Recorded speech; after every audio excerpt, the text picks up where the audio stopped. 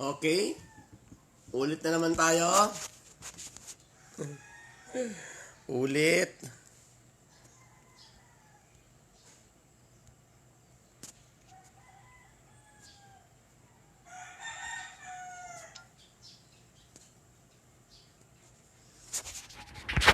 Okay po, pasensya na po tawag tayo. Kasi kanina tumatawag si Louie. Sinabihan ko na si kapatid ng Louie, mamaya na lang tumawag. Ulit na naman tayo. Ulit-ulit. Okay, take 1, take 2 ulit. Okay. Tinext ko na si Louie na later na lang tumawag kasi na-interrupt yung ating live eh. Sabi ko naman sa kanya, Louie, mamaya ka na tumawag. Balikan na lang kita. So again, naputol po ako sa pagbabasa ng teksto po natin, no? Basahin ko na lang po ulit, ano? Sabi dito, again, Ephesians chapter 6, verse 10 hanggang 15. Finally, be strong in the Lord and in His mighty power. Put on the full armor of God so that you can take your stand against the devil's scheme. Take your stand. Remember the word. For our struggle is not against flesh and blood, but against the rulers, against the authorities, against the power of the dark world, and against the spiritual forces of evil in heavenly realms. Therefore, put on the full armor of God so that when the day of evil comes, you may be able to stand. Okay, dalawang stand na po narinig natin. You may be able to stand your ground. And after you have done everything, you stand. Okay, 3 beses na po niulit niya, no? You may be able to stand your ground, and after you have done everything to stand, stand firm. Ayan. No, nawawala-wala pa yung ano. Stand firm. Then, when the belt of truth buckled against your waist, with the breastplate of righteousness in place, and with your feet fitted with the readiness that comes from the gospel of peace. Ayan, yan po. Manadiretso din. Okay? So, ganun talaga. May mga interruptions. Sa buhay natin, dami din interruptions eh. Okay? So, ngayon, pag-usapan naman natin ang Ephesians chapter 6 verse 14. So, ang pinakaki natin dito ay let us stand ready, okay? Ang pinaka-keywords natin, let us stand ready. So, maging handa ho tayo. Yan po ang pinaka buod ho ng ating mensahe ngayon. Kaya pagka halimbawa, tinanong kayo, ano yung message si Pastor ngayon ng kapihan? Naku, maghanda ka. Okay? Maghanda ka. Kailangan natin maghanda. When you trusted Jesus as your Lord and as our Savior, you did one more thing. Tandaan ho natin ito. Every time na tayo po, every time na meron pong isang kaluluwa na tumanggap kay Jesus, okay, tumaas ang kamay, ibinigay ang kanyang buhay, at tinanggap niya si Jesus, hindi lang ho yun ang kanyang ginawa. No? Hindi lang niya ibinigay ang kanyang buhay at tinanggap si Jesus. Meron pa ho siyang isang bagay na ginawa. Okay, dito nakakalimutan minsan ng mga ibang kapatid natin. No, akala nila after accepting Jesus as our Lord and Savior and putting our life to Him, tapos na ang laban. Okay? Hindi yung ganun. Sabi ho dito, there is one more thing that you did. You declared war against Satan and his kingdom. Okay? So, again, hindi na natutugan ng viewer natin. Siguro baka may sa setting. May yan. Sige. You are declaring war against Satan and his kingdom. So, the moment na sumali ka sa pangkat ni Jesus, sa pangkat ng Diyos, hindi ka pwede sabihin, ay, hindi, sumama lang ako sa kanila, pero hindi niyo ako kaaway. Hindi po pwede yun. Pagka sumali ka sa kabilang fraternity, no, halimbawa, fraternity ka ng A, pupunta ka doon. Hindi ka sumali sa B. Sasabihin ng B niyan, kalaban din natin yan si Joel Alisin, kapapasok lang sa fraternity A. Mga kapatid, may bago tayong kalaban, nadagdagan ng kalaban natin. Yan. So, tandaan niyo po yan. Every time we accept Jesus as our Lord and our Savior, we are declaring war against Satan.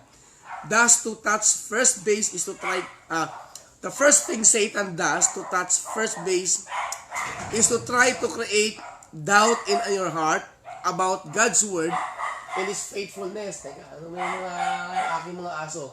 Nagliliparan naman. So again, unang-unang ginagawa ni Satan para first base siya sa atin pong mga buhay. No? Ibig sabihin, nagkaroon siya ng first point sa atin. Unang-una, sabi niya, naglalagay siya ng doubt sa ating puso about God's word in His faithfulness. No? Nagbibigay siya ng doubt. So that when he is able to do this, he will know the next step will be easier. This is what Satan did to Eve and Adam when he created them. He made God look like a liar. Ayan. Ayan ginagawa ng demonyo po, tatandaan ho natin. So, again, if you accepted Jesus Christ as your Savior, sumali ka kay Jesus, kinakalaban mo kami. Sinasabi naman ni Satan. At dahil kinakalaban mo kami, unang-unang gagawin niya, maglalagay siya ng doubt sa isip mo. Parang sinasabi niya ganito na parang mali yata yung desisyon mo pagsali doon. Okay? So, yung doubt, maglalagay siya ng doubt. No? Again, good morning sa ating mga kapatid. Pasensya na, wala tayo kanina. So, in Genesis chapter 3, verse 4 to 5, sabi ng Satan, sabi ng serpent na pinapatungkol kay Satan din. But the serpent said to woman, "You will not surely die. For God knows that when you eat of it, your eyes will be open, and you will be like God, knowing good and evil." Yan. You will be like God. Alam mo, magaling nga si Satanas eh. Sasabihin naman siya, hindi ko naman sinasabi sa mga tao na magiging Diyos sila eh. No? But you will be like God. Ayan. Tapos sabi niya, hindi ka naman mamamatay. No, di ba? And ikaw naman din, pag naisip mo nga naman, nga naman, mamatay ba talaga ako? Pagkain pa lang ni Eva ng prutas hindi naman ako namatay tama, di ba? Tama siya, hindi ako mamamatay. You will not surely die. In fact, kaya kayo pinagbawalan ng Diyos ng prutas na ito, tinitwist niya yung lesson. So yung lesson ng Diyos, dinadagdagan niya yan. Kasi ang utos lang naman, huwag niyong kakainin yung prutas na nasa gitna ng Garden of Eden. Yun lang ang utos Ngayon, siguro sa atin, kulang naman yung impormasyon na binigay sa atin ng Diyos. Kulang Ngayon, kukumplituhin ni Satan, kunwari, kasabihin ni Satan, naku, hindi niya sinabi. Alam nyo kasi pag kinain nyo yan, dadagdagan niya. Pag kinain yan, magiging parang Diyos kayo. Parang magiging, yung maker ninyo, parang magiging ganun kayo. Yan. At hindi kayo mamamatay. See? Yung ganung klaseng doubt po. No? So again, let us be ready to stand our ground. Yung pagtayo natin, dapat hindi tayo na patumba-tumba. No? Kailangan nakasteady tayo. So sabi dito, when Eve and Adam doubted God's word and His faithfulness, they desire what was not meant for them. They lasted after being equal with God. That was the beginning of their complete downfall into sin. Di ba? Nagkaroon ka ng doubt sa Diyos. Sinasabi mo, sabi sa akin kasi ni pastor dati, pagka ako daw naging Kristiyano, magiging maayos daw ang buhay ko. Nung tinanggap ko si Jesus, magiging maayos ang buhay ko. Nung tinanggap mo si Jesus, dumami yung kalaban mo. O di binugbog ka ngayon ng kalaban mo, dinagyan ka ng mga doubt. Eksakto naman, no? Dahil pinapahintulutan naman ng Panginoon ang mga pagsubok sa buhay, dumagdag may mga pagsubok pang dumating. At nung dumating ng pagsubok na yun, biglang pasok si Satan sa buhay mo, sasabihin niya, kita mo na, kung hindi ka naging born again, hindi sana ganyan ang buhay mo Kasi ang laki ng kita pag Sunday. Tapos magpa-church ka pa. Alam mo talaga yung mga born again na yan, minsan pahirap sa buhay yan Di ba? Yung negosyo mo na buong linggo dapat kumikita ka kukulangan, tatanggalin pa nila ang Sunday. Kita mo na yung Sunday, malakas ang income niyan. Di ba? Tapos sasabihin sa'yo, humihingi pa ng maraming oras yan. Dapat lagi-lagi raw kay Lord. Dadagdagan niya yung mga sinasabi natin. At maglalagay siya ng mga mensaheng mukhang tama. Mukhang okay.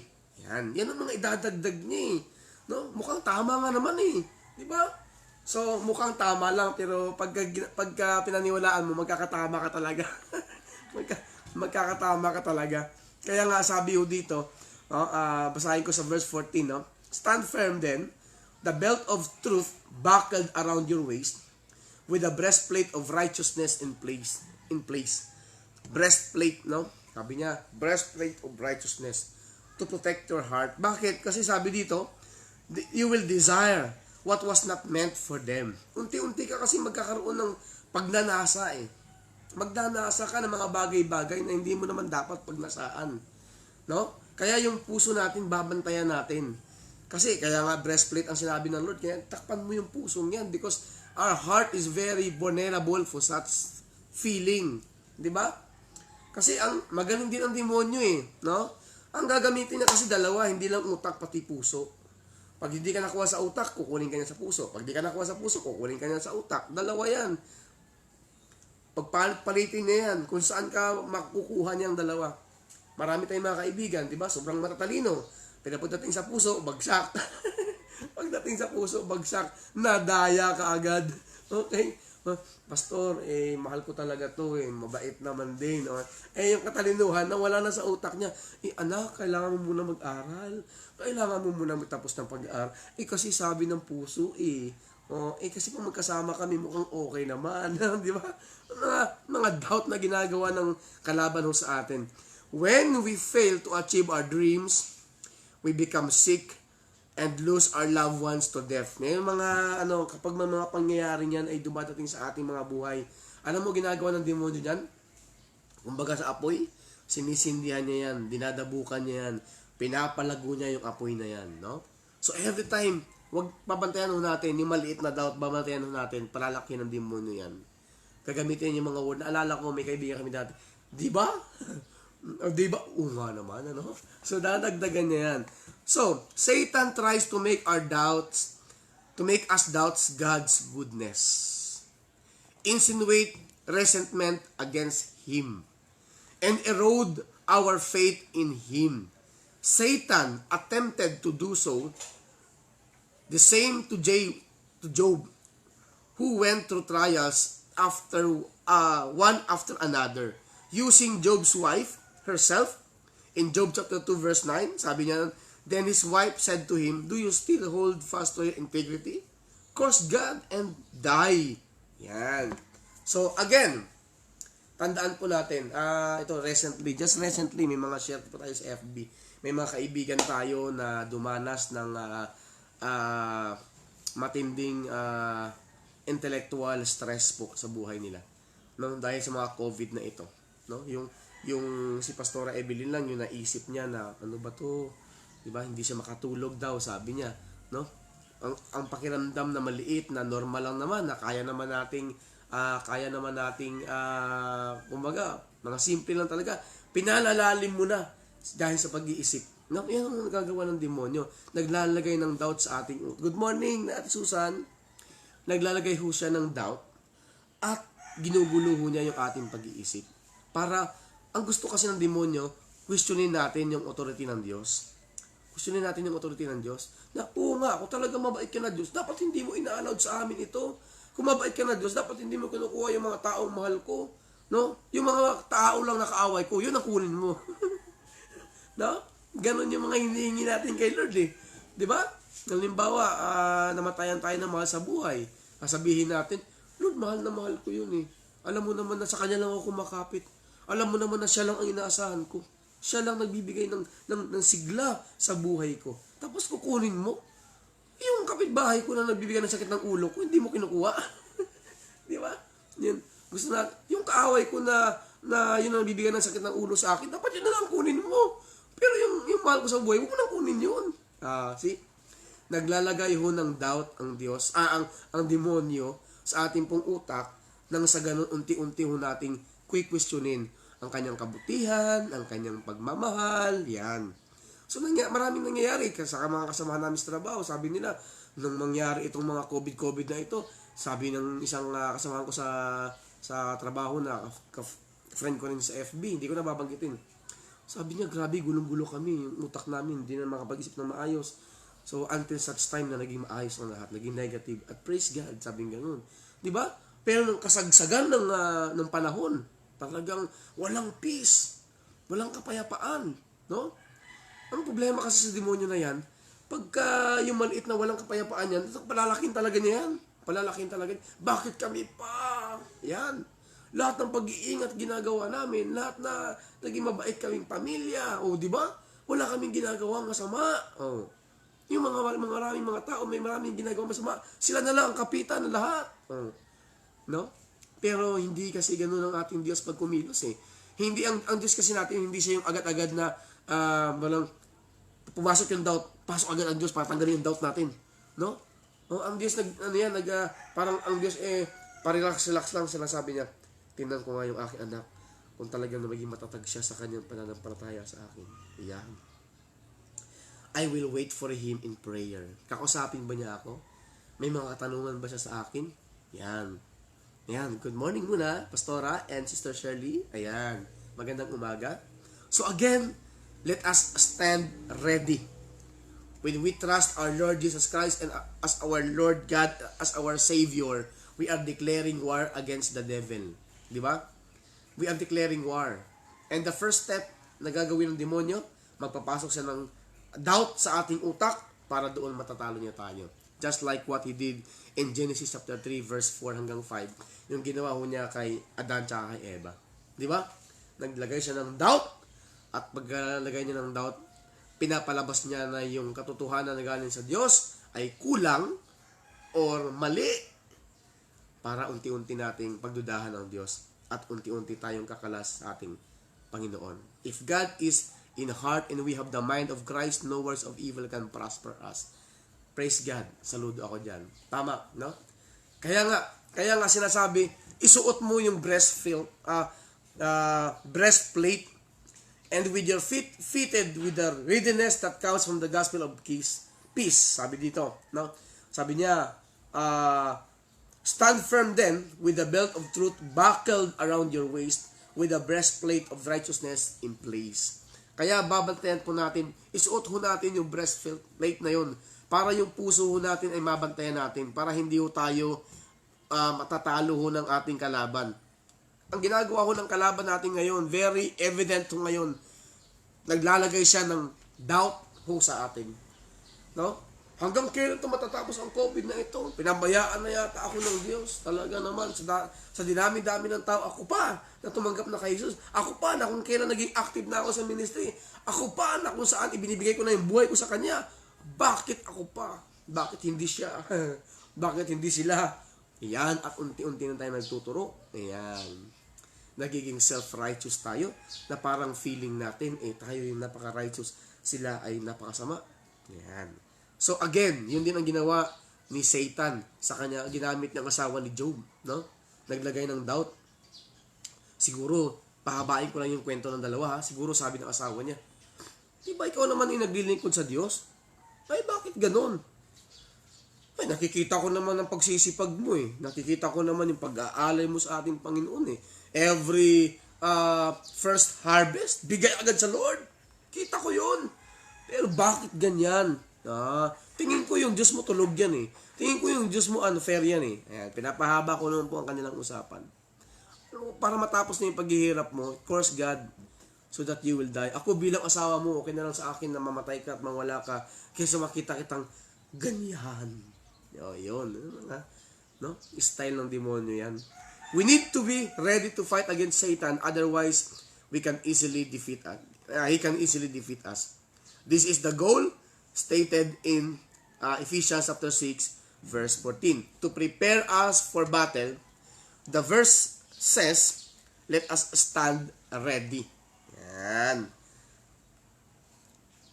Stand firm. No? Sa ibang version yan, be ready. Yan. Maging handa ka. Since ikaw ay graduate na ng nag-aral ka na ng military, nag-graduate ka na, ilang taon mo pinag-aralan yan, no? Hindi naman pwedeng matapos ka mag-aral, sabihin mo na, matapos na ako mag-aral okay na ako. Teka, nakalimutan mo, ano pinag-aralan mo? Military. Lalaban ka! Hindi ka pwedeng hindi lumaban ka. Ano ba pinag-aralan mo? Doktor. Di magpagaling ka ng sakit. Pumunta ka ng ospital, mag-apply ka, kasi yun ang pinag-aralan mo eh. So, kailangan maging handa ka na pasukin yan. Naalala ko na mag-graduate ako ng college electrical, pero takot ako mag-apply as electric technician. Takot ako. Okay, graduate na ako ng electrical. Sabi ko, ba't ganun? Bakit natatakot ako? Kasi totoong laban na ito eh. Hindi na ito yung sa shop na may teacher, hindi na ito yung sa shop na may pwede ka magkamali. Pwede ka pa rin magkamali, pero ito, very risky na. No? Ibig sabihin, nung tinanggap mo si Jesus, tandaan mo, may laban yan. Tandaan mo, nung tinanggap mo si Jesus, kasama dyan yung pagiging handa na may mga papasukin kang pagsubok. No? So maging handa tayo. Huwag tayong maging complacent lang, no? 'Yun ang ibig sabihin po ng pagiging Christian, no? When you accepted Jesus as your Lord and as your Savior, you are declaring war against Satan. At hindi pwede na friend ka ni Jesus tapos friend ka rin ni Satan. Hindi pwede 'yon. Good morning, Sister Del. No? Hindi pwedeng friend mo si Jesus, friend mo rin si Satan. Friend kaming dalawa. Hindi pwede yon. You have to choose your ground. You have to choose yung side mo. Ganun ang Christian, pumipili. At maging ready ka sa pagpili mo. No? Mag-ready ka sa pagpili mo. So yan po ang ating message ngayong umaga. So ulitin ko po, nawa ay nakapulot po tayo ng mensahe sa ating pong kapihan session today. Ang ating pong teksto ay matatagpuan sa Ephesians chapter 6 verse 16 hanggang verse 6 hanggang 14. Pero binasa ko lang po kanina yung Ephesians 6, sinimulan ko po sa 11 hanggang 15 para lang makita natin yung buong kwento na there is war going on. There is war going on. Kaya walang tigil ang pagsubok ng Christian. Kasi hindi tumitigil ang kalaban natin eh. Hindi niya tayo tatantanan. Siya talaga yung totoong Mike Enriquez. Hindi ko kayo tatantanan.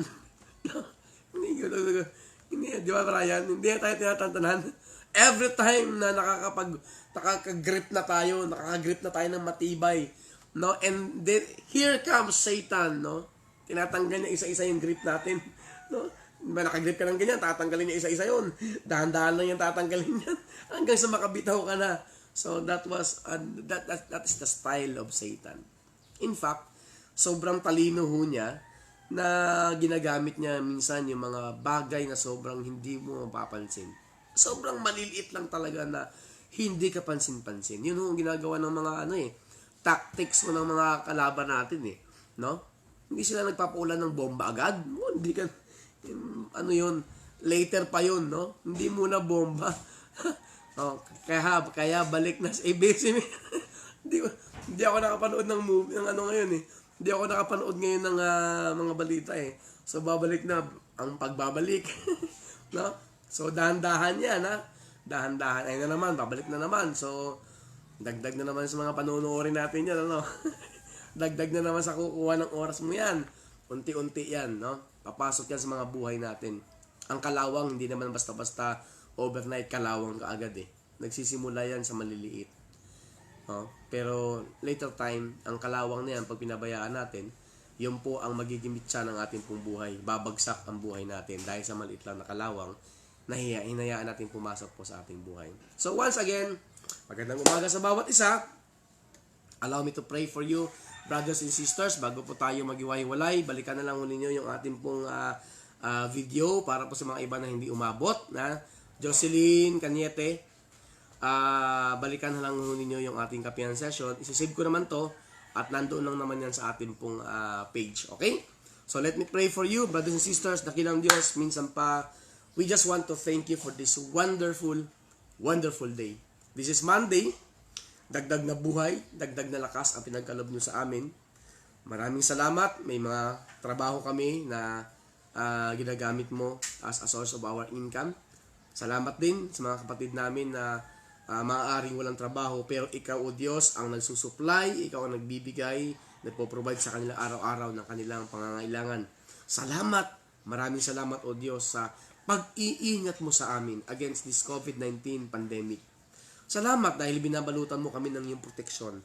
Proteksyon na hindi kayang ibigay ng mask, Lord, na aming suot. Proteksyon na hindi kayang ibigay, Panginoon, ng alcohol na aming ginagamit sa aming kamay. Proteksyon na hindi kayang ibigay ng social distancing. Ang proteksyon na ito ay tanging ikaw lamang ang makapagbigay. Panginoon, hindi po namin nakikita yung aming mga kalaban. Hindi namin nakikita ang COVID-19. That is why we are just really bringing all these issues to you. Panginoon, kayo na lang po ang magdagdag po ng ingat sa amin. Gagawin po namin ang aming makakaya.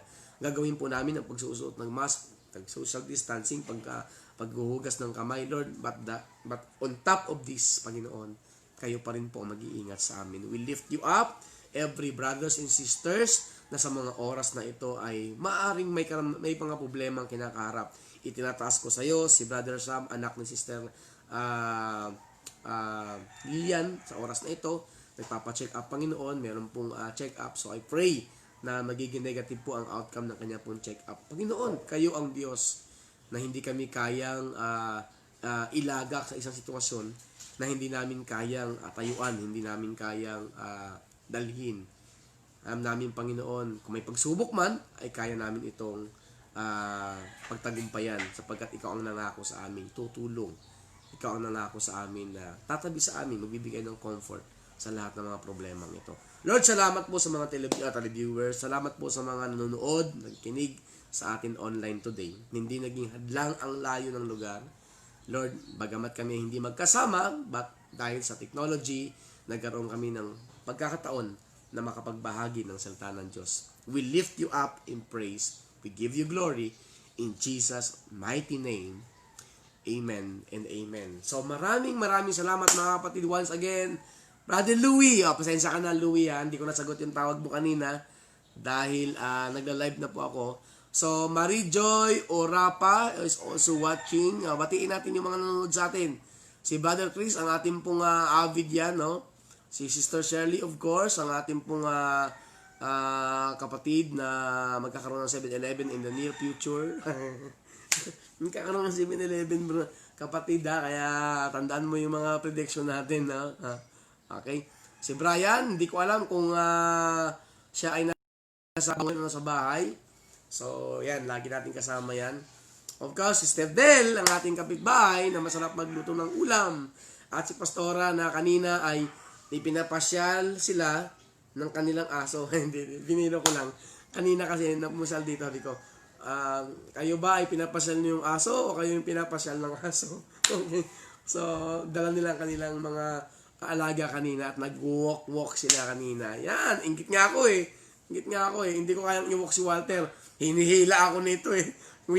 Hindi ko siya wino-walk. Ako ang i-walk niya. Okay? Sa bigat ng nabitbit sa malakas maghila. Ayan. So again, maraming salamat. Good morning sa lahat. At abangan po natin ulit ang ating pong Tuesday. Ay, kauwi lang ni Brother Brian. Ayan. So God bless everyone. Dito na po ako magtatapos. Bye-bye.